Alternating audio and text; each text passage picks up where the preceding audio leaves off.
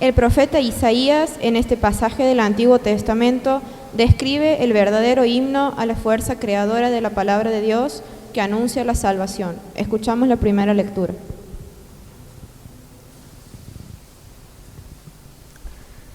Lectura del libro de Isaías. Así habla el Señor.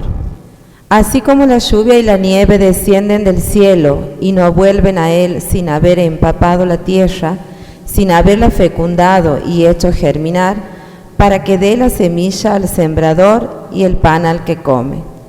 Así sucede con la palabra que sale de mi boca. Ella no vuelve a mí estéril, sino que realiza todo lo que yo quiero y cumple la misión que yo le encomendé.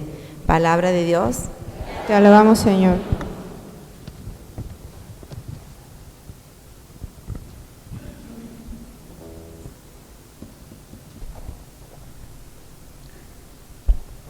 La semilla cayó en tierra fértil y dio fruto. La semilla cayó en tierra fértil y dio fruto.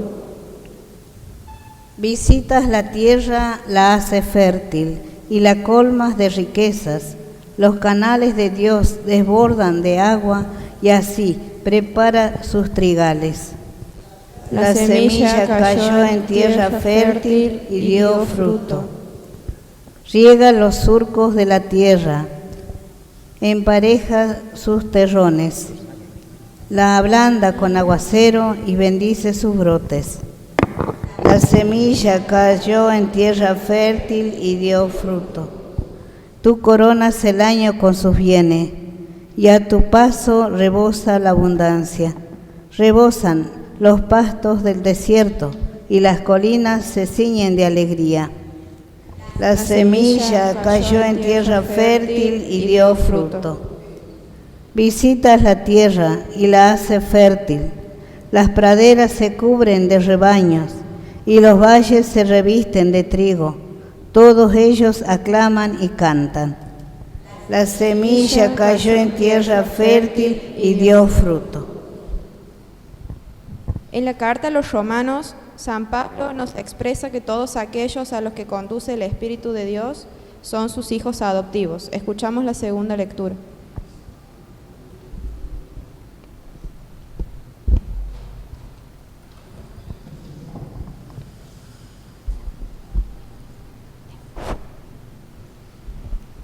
Lectura de la carta del apóstol San Pablo a los cristianos de Roma. Hermanos, yo considero que los sufrimientos del tiempo presente no pueden compararse con la gloria futura que se revelará en nosotros. En efecto, toda la creación espera ansiosamente esta revelación de los hijos de Dios. Ella quedó sujeta a la vanidad, no voluntariamente, sino por causa de quien la sometió, pero conservando una esperanza, porque también la creación será liberada de la esclavitud de la corrupción, para participar de la gloria, de la gloriosa libertad de los hijos de Dios. Sabemos que la creación entera hasta el presente gime y sufre dolores de parto. Y no solo ella, también nosotros, que poseemos las primicias del Espíritu, gemimos interiormente anhelando la plena realización de nuestra filiación adoptiva, la redención de nuestro cuerpo. Palabra de Dios. Te alabamos, Señor. Mateo nos manifiesta que la palabra germina según el terreno en el que cae. Nos ponemos de pie para escuchar la proclamación del Santo Evangelio.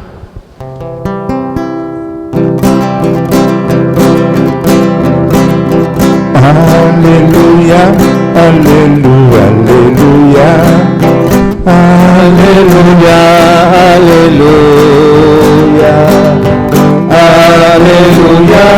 aleluya, aleluya, aleluya, aleluya. La semilla es la palabra de Dios, el sembrador es Cristo, el que lo encuentra permanece para siempre.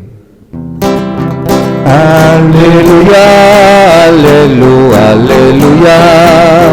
aleluya, aleluya, aleluya, aleluya, aleluya, aleluya, aleluya.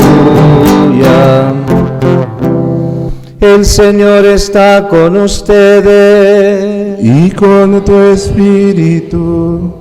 Evangelio de nuestro Señor Jesucristo, según San Mateo. Gloria a ti, Señor Jesús. Jesús salió de la casa y se sentó a orillas del mar. Una gran multitud se reunió junto a él, de manera que debió subir a una barca y sentarse en ella, mientras la multitud permanecía en la costa. Entonces les habló extensamente por medio de parábolas y les decía: el sembrador salió a sembrar. Al esparcir las semillas, algunas cayeron al borde del camino y los pájaros las comieron. Otras cayeron en terreno pedregoso donde no había mucha tierra y brotaron enseguida, porque la tierra era poco profunda. Pero cuando salió el sol se quemaron y por falta de raíz se secaron. Otras cayeron entre espinas y éstas al crecer las ahogaron. Otras cayeron en tierra buena y dieron fruto, unas 100, otras 60, otras 30. El que tenga oídos para oír, que oiga. Palabra del Señor. Gloria a ti, Señor Jesús. Alabado sea Jesucristo.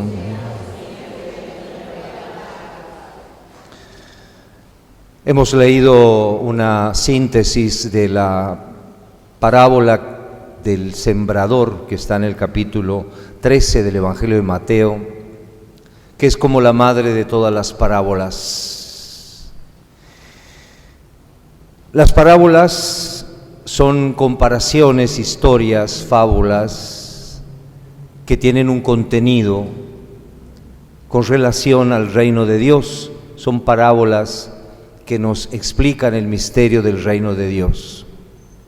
Pero esta parábola nos explica qué es en sí misma la palabra de Dios. Toda palabra, en latín, en griego, en inglés, en francés, son signos. Sustantivos, adjetivos, verbos, gramática, son signos convencionales. Ayer, viernes, hicimos un retiro con los jóvenes y para explicarles esto de los signos comunicacionales o de la comunicación, les leí la historia de San Francisco y el lobo de Gubbio. Para los que no saben, no la conocen, les hago una breve reseña. San Francisco vivió en 1200. Y volviendo al tema del lenguaje, si tomamos, por ejemplo, el Cántico de las Criaturas, del cual el Papa Francisco tomó la primera frase, Laudato Si, latín, alabado seas mi Señor. En 1200 el latín estaba transformando en Italia progresivamente en italiano, para que me entiendan. Bueno, este lobo, un lobo enorme, cebado con los animales y había matado a alguna persona también, se había convertido en una amenaza tremenda, terrible. Y San Francisco decidió intervenir y con la única arma que su hábito y su cruz fue a enfrentarse con este lobo. Salió de las murallas de la ciudad, la gente lo seguía, atemorizada porque era un animal grande, feroz, que como acabo de decir estaba cebado, comía animales y había matado a alguna persona también. Cuestión que San Francisco hizo la señal de la cruz y comenzó a hablar con el lobo. Obviamente el lobo no sabía ni latín ni italiano, como no saben los animales. Uno ve los videos cuando se les habla a los animales y se les da órdenes en inglés o en lo que fuera. Los animales, ningún animal entiende el inglés, entiende un sonido, entiende un gesto. Lo que hizo San Francisco fue un hecho sobrenatural. Es decir, el lobo no comprendió las palabras de Francisco, no comprendió el italiano ni el latín, comprendió que San Francisco venía en son de paz. Y San Francisco hizo un pacto de amistad con el lobo.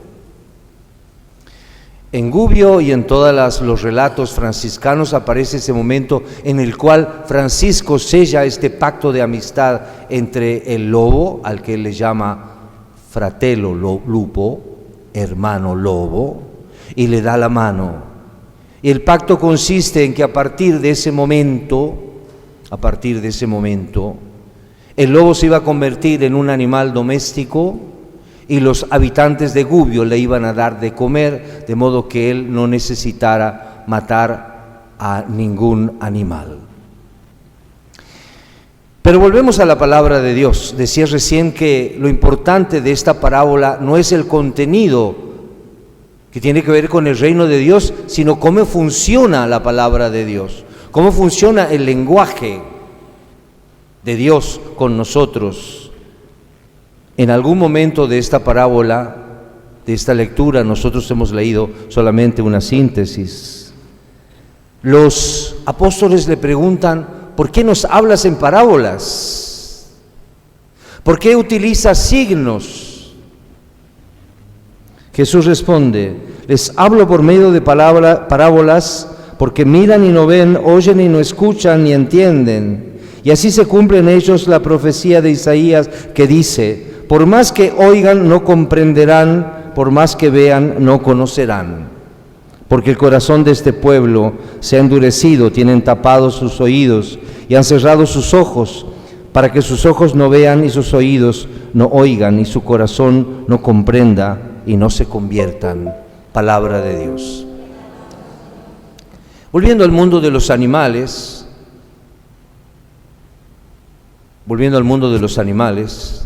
y a eso que acabo de contarles, hay una ciencia que estudia los signos que se llama la semiótica.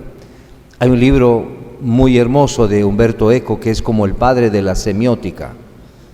Parece un detalle menor, pero la palabra semella está muchas veces en el Evangelio de San Juan. San Juan va a decir, hablando de los milagros, semella, signos. El universo está lleno de signos que todavía nosotros los seres humanos, con todo nuestro desarrollo tecnológico de tantos siglos, no podemos descifrar. Las cosas más simples, los pájaros cantan. ¿Y qué dicen? No sabemos, cantan, se comunican entre ellos, suponemos, deducimos. Las ballenas hablan entre ellas y se transmiten mensajes a través de miles de kilómetros. ¿Y qué se dicen? No sabemos. ¿Cómo las aves que hacen vuelos intercontinentales recorren esos caminos de miles de kilómetros guiados por el sol y por las estrellas? ¿Qué clase de GPS usan para guiarse a través de estos viajes tan largos? El Papa Benedicto XVI, explicando esta parábola del sembrador, decía: en el fondo, la verdadera parábola de Dios es Jesús mismo. Su persona, que en el signo de su humanidad oculta, y al mismo tiempo revela su divinidad. De esa manera Dios nos obliga a creer en Él. Dios no nos obliga a creer en Él, sino que nos atrae hacia sí con la verdad y la bondad de su Hijo encarnado. De hecho, el amor respeta siempre la libertad. Jesús es la parábola de Dios. Una parábola que tenemos que interpretar y que discernir cada día. La vida es una parábola, mi hermano es una parábola, las circunstancias de la vida son parábolas que nos enseñan. No digas nunca, yo ya sé, yo ya puedo ir por la vida totalmente libre y descuidado y atropellando a todo el mundo porque yo ya sé. No sabemos nada, somos ignorantes de la realidad y del misterio del otro. Si hubiera que definir, lo han definido ya los santos y los místicos y los teólogos a lo largo de los siglos, ¿qué es Dios? Es un misterio. Y todo lo que nace de la mano de Dios es un misterio. Y pretender atropellar ese misterio es un acto de soberbia enorme que destruye la realidad. Tu hermano es una parábola que tienes que descifrar, que tienes que comprender. Tu vida es una parábola que tienes que comprender y que tienes que descifrar cada día.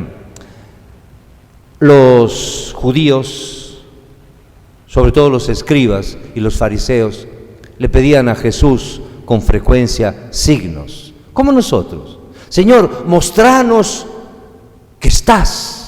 Mostranos otro milagro. No nos basta con las señales que Dios nos da cada día. Queremos más, en el fondo por ignorancia. Los fariseos, capítulo 16 de Mateo, dice: los fariseos y los saduceos se acercaron a él para ponerlo a prueba y le pidieron que les hiciera ver un signo del cielo. Él les respondió: al atardecer, ustedes dicen, va a ser buen tiempo porque el cielo está rojo como el fuego.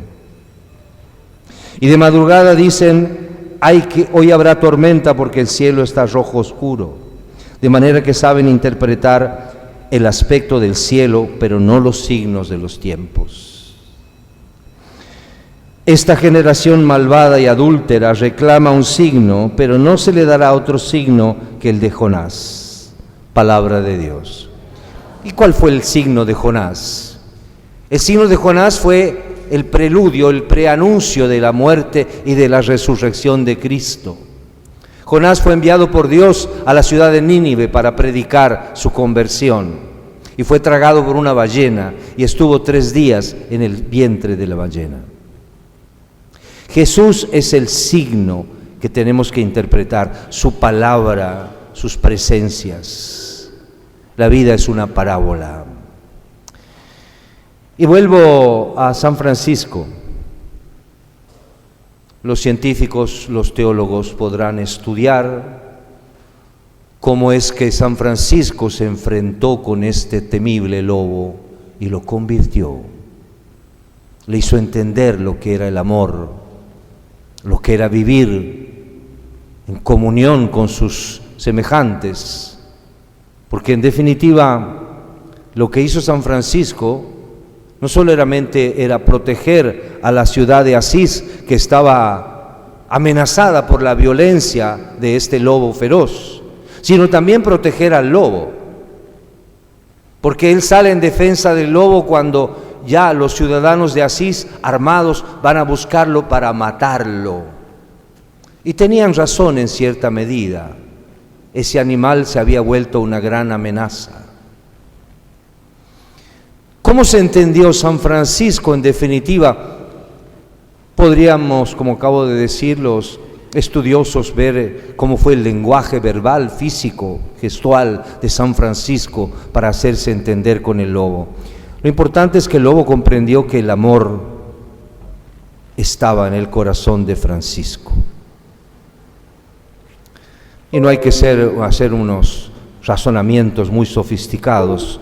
Los animales en general presienten, entre comillas, perciben muchas cosas que nosotros no percibimos. Tal vez porque son mejores criaturas que nosotros. No lo sé. De todos modos, el lobo percibió el amor. Fue capaz de descifrar la parábola. Fue capaz de comprender que ese hombre que venía a él venía en son de paz y no era como los ciudadanos de Asís. San Francisco era un santo que venía de parte de Dios. Mis hermanos, la vida consiste en descifrar las parábolas que cada día se nos presentan. Cada parábola es un desafío, pero es un desafío de amor. Yo tomé esta imagen ayer para los jóvenes porque quería hablarles precisamente de la comunicación. Dice nuestro amigo Raúl Truyen que el hombre es el único animal capaz de odiar y entonces capaz de usar la semiótica, la comunicación como instrumento de mentira y de perversión. Dios no, los animales tampoco. Por eso en este año en que recordamos los 800 años más o menos, un poquito más, de la muerte de Francisco, podamos hacer presente de nuevo ese misterio de la comunicación verdadera, basada en el amor y no en la mentira. Que así sea.